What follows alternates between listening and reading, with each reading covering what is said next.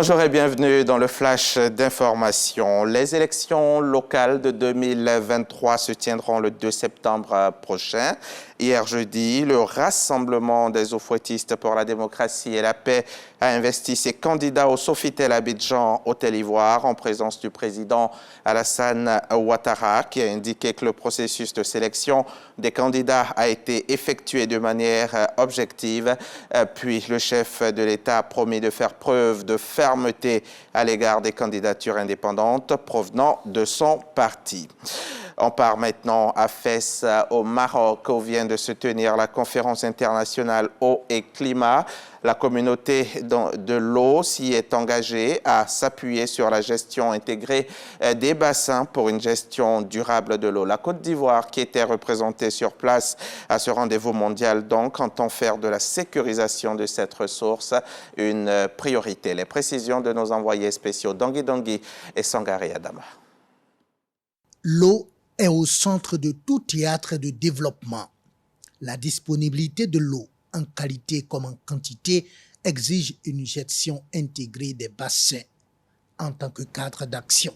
Ce sont là, entre autres, quelques idées fortes de la déclaration de Fès à l'issue de la conférence internationale eau et climat.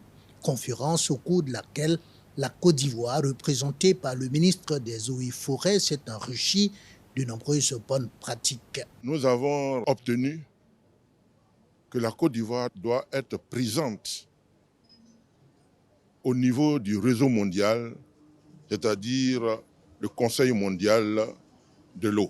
Le réseau est prêt à accueillir la Côte d'Ivoire. Le ministre des Eaux et Forêts entend se battre pour faire bouger les lignes sur le front de la sécurisation de la ressource en eau de la Côte d'Ivoire. Le monde entier vient d'insister encore sur le fait que tous les États doivent se préoccuper de la gestion de l'eau, mais que cette eau-là doit être gérée de manière intégrée. Et qu'aujourd'hui, la Côte d'Ivoire étant un peu en retard en la matière, il faut que le gouvernement fasse un clin d'œil pour que nous soyons à jour dans les meilleurs délais. Transfert de compétences, optimisation et valorisation de l'usage de l'eau, la 3e conférence internationale eau et climat a ouvert la voie, mais du chemin reste à faire, admettent certains experts de la question, car l'eau, disent-ils, est politique. Le commissaire à l'UEMOA chargé du développement de l'entreprise, des mines, de l'énergie et de l'économie numérique est en fin de mission à Abidjan. Il a animé un point de presse mardi dernier. Paul Kofi a informé des initiatives de son institution pour booster l'économie de l'espace. Elle se résume pour 2023 en 4 grands rendez-vous prévus pour se tenir au mois d'octobre et novembre. De ces activités pour améliorer le climat des affaires et booster l'économie de l'espace, 2 se tiendront en Côte d'Ivoire. Après en avoir informé le gouvernement, le commissaire a détaillé à la presse ces grands rendez-vous de l'UEMOA.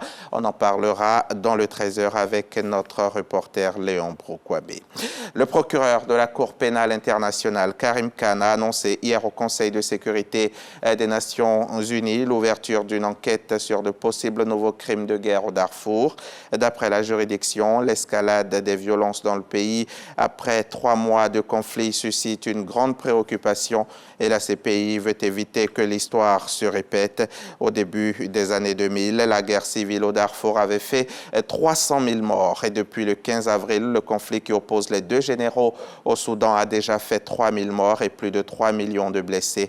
Pour Karim Khan, ouvrir cette nouvelle enquête, c'est envoyer un message à chaque belligérant qui possède une arme et pense qu'il peut en faire ce qu'il veut et s'en prendre aux civils. Après le meurtre de l'opposant congolais Chérubin Okende Sanga à Kinshasa, un premier suspect est entre les mains de la justice.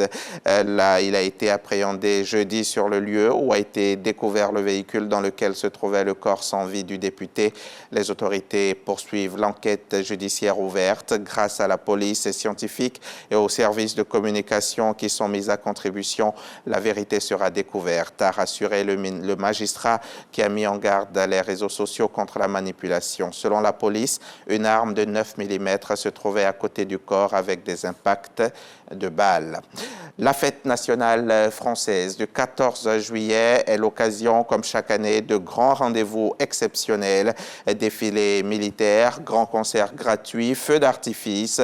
Après 2 années de Covid, puis le risque météo l'an dernier. Cette année, c'est la contrainte sécuritaire qui vient troubler la fête après les émeutes urbaines qui ont eu lieu il y a quelques semaines. Le défilé militaire du 14 juillet aura pour thème « Force morale » avec l'Inde comme pays invité d'honneur, même si l'Ukraine sera aussi symboliquement représentée pour montrer la solidarité de la France auprès de ce pays. Merci de nous avoir suivis. On se retrouve à 13h pour développer tout ça.